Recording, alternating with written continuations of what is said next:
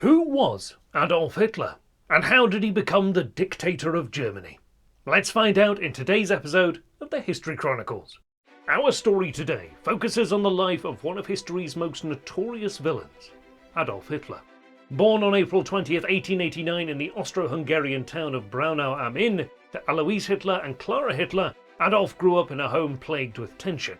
His mother, a kind, gentle woman who would lose 4 of her 6 children, doted on young Adolf. Alois Hitler, however, was a strict and domineering man who regularly beat his children. In 1900, Adolf's younger brother Edmund died from the measles, which came as a particularly severe blow for the family. This loss was augmented by the death of Alois Hitler 3 years later, which caused a drastic decline in Adolf's academic performance. Hitler was noted for being an average student and made few friends. He was deeply interested in painting and would eventually attempt to enter the Vienna School of Fine Arts. His life was completely upended when his beloved mother died in 1907 from breast cancer. After his mother's funeral, Hitler returned to Vienna and remained unemployed, spending his time reading, painting, or attending performances of Richard Wagner's operas. In 1908, Hitler once again applied to join the Academy of Fine Art, but was rejected out of hand, not even being able to sit the entrance exam. Afterwards, he moved to new lodgings in the Austrian capital, where he sank further into idleness. He moved at the age of 24 in 1913 to Munich in Bavaria, where he continued to paint until the outbreak of the First World War. Hitler enlisted in the German army at the outbreak of the war and fought in several battles on the Western Front. He was decorated for bravery on various occasions, ultimately receiving the prestigious Iron Cross Second Class and later First Class, which he was nominated for by his Jewish commanding officer.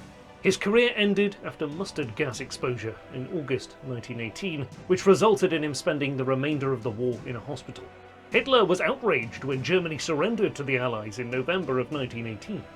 Following the war, Hitler remained in the much reduced German army as part of a counter-revolutionary intelligence unit tasked with gathering information on the area's various radical political groups. As part of his training, Hitler was sent to Munich University, where he attended army-funded courses in German history, politics, and public speaking. These classes were designed to help trainees develop skills and rhetoric in combating far-left revolutionary movements and promote nationalistic right-wing politics instead. Hitler excelled in debating and was soon tasked with combating Marxism in the German army through speeches and debates. It was during this period that Hitler began to express anti-Semitic feelings that were merged with anti-communist rhetoric. His speeches reflected a deep, nationalistic outlook that blamed Jews, Marxists, and the Treaty of Versailles as the reasons for Germany's struggles. A transformative moment occurred on September 12, 1919, when Hitler attended a meeting of the tiny and seemingly innocently named German Workers' Party. Following the meeting, either by his own instigation or after being ordered to by his army superiors, he joined the party as member 555. Hitler rose rapidly within the movement and soon eclipsed party leader Anton Drexler as the party figurehead. During his speeches, he increasingly leaned into anti-Semitism and nationalism.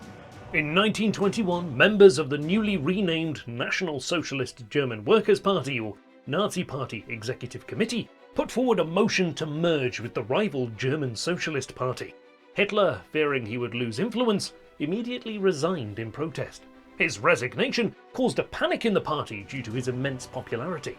Drexler, the official party head, cancelled the merger. However, Hitler stated that he would only rejoin on the condition he was made party chairman, leading to a vote being then taken, which he overwhelmingly won. Then, in 1923, Hitler appealed to the former head of Germany's armed forces, General Erich Ludendorff, to aid him in a coup to seize power of the Bavarian government. The aging general agreed to join with Hitler, and on the 8th of November 1923, Hitler and his followers stormed into a public meeting being held by the head of the Bavarian government, Gustav von Kahr, at which Hitler proclaimed that a revolution had begun. The next day, Hitler and his followers, which included Rudolf Hess, Hermann Göring, Ernst Röhm, and a then unknown Heinrich Himmler, attempted to seize the Bavarian War Ministry. But after troops arrived and opened fire on the gathered Nazis, a panic ensued and Hitler and his followers fled the scene. Hitler was then subsequently arrested and tried for high treason in February of 1923 and was given 5 years in prison at Landsberg, along with several other ringleaders of the putsch, including Rudolf Hess. Ludendorff was released without charge. Whilst at Landsberg prison, Hitler wrote, or rather dictated, one of the most inflammatory and notorious books of the 20th century, Mein Kampf, which was part autobiography, part political doctrine, in which he laid out his ideas for a racially pure Germany, as well as his hatred of Marxism. On the 20th of December 1924, Hitler was pardoned and released from prison, and immediately retook control of the Nazi Party. But as the German economy was now in good health, and recognising that taking power through violence had been counterproductive, Hitler decided to now seek to gain control of Germany via political or peaceful means. His popularity was floundering when in October 1929, the Wall Street crash in America sent the world's economy into turmoil. And because Germany's economy was comparatively weaker than most, as it still had massive debts, inflation skyrocketed, in turn resulting in mass unemployment and food shortages throughout the country. This economic depression allowed for the successful rise of the Nazi Party more than any other factor. Hitler promised the German people bread and work, a pledge which proved immensely appealing. A deadlock in the German parliament, or Reichstag, prompted leading politicians to write to the head of state, Paul von Hindenburg, recommending he appoint Hitler as the Chancellor of Germany, which happened on the 30th of January 1933. However, a month later in February of 1933, the Reichstag caught fire and burnt to the ground, after which Hindenburg, at Hitler's insistence, enacted the Reichstag Fire Decree, which suspended all basic civil rights and allowed detention without trial. Hitler and the Nazis immediately blamed the far left for the fire. The Reichstag then met at the Kroll Opera House and approved an enabling act, which gifted Hitler de facto control over Germany for the period of 4 years and enabled him to pass laws without the consent of the country's parliament. In voting for this act, the Reichstag effectively signed its own death warrant, as the bill's passing made Hitler the dictator of Germany in all but name, meaning that German democracy was now dead.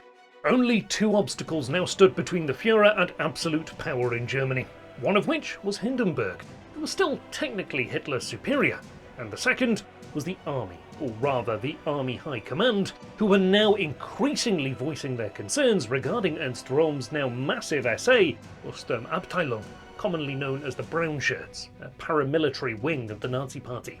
Plans were then set in motion, with Hitler's approval, to permanently muzzle the SA in an operation codenamed Hummingbird, later known as the Night of Long Knives, which was headed by Hermann Göring, along with the head of the SS, Heinrich Himmler, and Reinhard Heydrich. The operation was carried out from the 30th of June to the 2nd of July 1934, and saw arrests made throughout the country, leading to dozens of the Nazis' political enemies, including the leaders of the SA, being arrested and executed without trial. Then, on the 2nd of August 1934, Hindenburg died, and after he was given a lavish state funeral by the Nazi regime, Hitler acted to remove the final obstacle to him gaining supreme power by making himself head of state, after which he had the German army swear personal allegiance to him. Hitler led a revival of the German economy as he poured millions into rearming Germany with new aircraft, new tanks, and new guns. Though some expressed concern, many throughout the world welcomed the rejuvenation of the German economy and found much in it to be admired. Hitler, who had already created alliances with Mussolini in Italy, the Japanese government in Tokyo, then turned his attention to his native country of Austria, as there were growing calls from nationalist supporters of the Nazi Party on both sides of the border for the countries to unite. By March, Hitler's armies were marching into Austria, thus forcing an annexation. Pressure was then exerted on the Czech government for the Sudetenland areas of the country, which contained a sizable population of German-speaking people, to be handed over to German control. Despite British and French efforts to stave off further German aggression, Hitler defied treaties, and by the spring of 1939, all of Czechoslovakia was invaded by the German military. Germany now began to prepare for an invasion of Poland. Hitler, wanting to reclaim the German territory of West Prussia, which had been handed over to Poland after World War I, separating Germany from East Prussia. Another reason for the invasion of Poland was the Führer's long-held assertion that Germany needed more living space in Eastern Europe for colonization, or as he called it, Lebensraum. However, before attacking the Poles, Germany needed to secure an agreement with the Soviet Union to avoid any possible conflict over the country. though on the 23rd of August 1939, Germany and the Soviet Union signed a non-aggression pact which stipulated that Poland was to be divided between them. This pushed Europe to the very brink of war, and 2 days after the German-Soviet agreement was signed, Britain and Poland signed their own Anglo-Polish alliance in which Britain guaranteed Polish independence. Hitler ignored the threats of other European powers and on the 1st of September 1939 ordered German troops across the Polish border. 2 days later, Britain and France declared war on Germany in response. World War II had begun. Poland, despite brave resistance, was no match for Germany, which, using a combination of tanks and mechanized infantry, along with close air support from Hermann Göring's Luftwaffe, quickly pounded the country into submission, and on the 17th of September, the Soviet Union invaded eastern Poland, carving the country in two. France and Britain hesitated in attacking, thus providing Hitler time to bring his forces to the west and also begin an invasion of Norway and Denmark. Hitler's armies quickly overcame any resistance, further enhancing his reputation. Hitler then turned his military towards France, sending his troops barreling through Holland and Belgium towards Paris in May of 1940. Meanwhile, another German force marched through the heavily forested Ardennes region, which had been viewed by Allied generals as impassable. This force smashed straight through the poorly defended French lines the east of the Ardennes and raced towards the Channel ports, cutting the Allied armies in two and leaving Paris open to direct assault. This brilliant manoeuvre sent the Allies into outright panic, and after various sporadic counterattacks failed and being surrounded on all sides, the British decided to withdraw from France in what became known as the Dunkirk Evacuation. On the 14th of June 1940, Hitler's army held Paris, France. In a matter of weeks, Germany had defeated France and delivered Britain a crushing blow, making Hitler the de facto master of Europe and a national hero, as he had erased the shame and defeat of the First World War and claimed revenge on his country's enemies. However, Britain refused to enter peace talks as its new Prime Minister, Winston Churchill, was determined, despite detractors within his own government, not to give in to Hitler and resolved to continue the struggle to the bitter end. Hermann Göring had assured Hitler that the Luftwaffe alone was strong enough to defeat the British Royal Air Force in order to facilitate a cross-channel invasion. Hitler, who had no reason to doubt Göring at this stage, gave the go-ahead for the aerial assault, which began on the 10th of July 1940, with mass air raids on targets in southern England, including airfields and radar installations. This aerial assault would come to be later known as the Battle of Britain.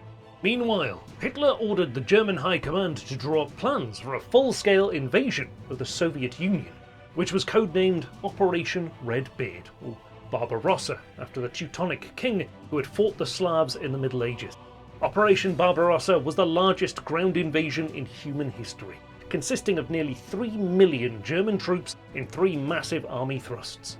Hitler gave the invasion the go-ahead, and on the morning of the 22nd of June 1941, German troops flung themselves at the stunned Soviet defences, resulting in a series of incredible German victories. The German army, however, eventually became bogged down by muddy roads, stiff Soviet resistance, and long supply lines, resulting in the campaign stalling in December 1941. Hitler's anti-Semitism also took an even deadlier turn in early 1942, as SS leaders met at Wannsee near Berlin in a meeting which was chaired by Himmler's second-in-command, the ice-cold and ruthless Reinhard Heydrich.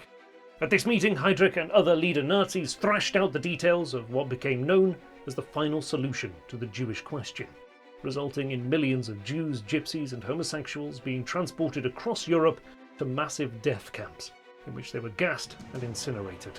Hitler, though not present at the meeting, clearly approved of the plans set forth and was key in the deaths of millions of innocent men, women and children.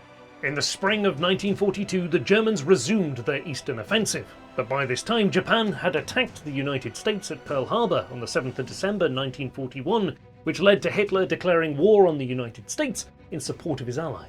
The arrival of the United States, however, provided Britain and the Soviet Union with much-needed supplies and manpower, thus further crippling Hitler's plans. By 1943, the Americans and British had taken North Africa and invaded Sicily, meaning that the clock was ticking, and Hitler, as a consequence, became more and more desperate and irrational in his decisions, often ordering his troops to die fighting and forbidding withdrawal. The final nail in the coffin came on the 6th of June 1944 with the Allied landing in Normandy on D-Day. And as Hitler was asleep when the invasion started, orders were not issued to the front around Normandy until later that day, effectively handing victory to the Allies in the process. Hitler became increasingly maniacal and unhinged as he fired more of his generals and officers and sought to control the war effort himself. This downward spiral continued as various attempts were made on Hitler's life, including the infamous bomb attack undertaken by Klaus von Stauffenberg at the Führer's eastern headquarters, the Wolf's Lair, on the 20th of June 1944, which only compounded his paranoia and mistrust of virtually everyone around him, and also severely damaged his fragile health. By the spring of 1945, Berlin itself was surrounded, and Hitler was now a quivering wreck of a man, showing the early symptoms of Parkinson's disease or possibly drug withdrawal. He then chose to marry his long-term mistress, Eva Braun, on the 28th or 29th of April 1945. She had been by his side since the mid-1930s and was 23 years his junior. Then, at around 1 p.m. on the 30th of April 1945, Hitler locked himself in his private chambers within the Führer bunker under the Reich Chancellery Garden in Berlin, and a few moments later a gunshot was heard. The door was opened and Hitler was found dead. He had shot himself in the right temple with a pistol whilst simultaneously biting into a cyanide capsule, whilst Eva Braun, who was slumped on a sofa next to Hitler, had also taken cyanide. In his 56 years of life, Adolf Hitler went from being a tramp to being the most powerful man on earth in 1940, to destroying the country he loved and everything he fought for over his career. He is regarded as being responsible for both the Second World War and the Holocaust, which combined led to the deaths of upwards of 50 million people. And we owe a massive debt to the soldiers and resistance members of all nations who fought against him and his ideas. You have been watching the History Chronicles. We'd love to know what you think of Hitler's rise to power. Please let us know below, and if you enjoyed our video, please give us a like and subscribe. It really helps us out. Also, if you'd like to support our work going forward, please visit our Patreon page. And we look forward to seeing you again on the next episode of the History Chronicles.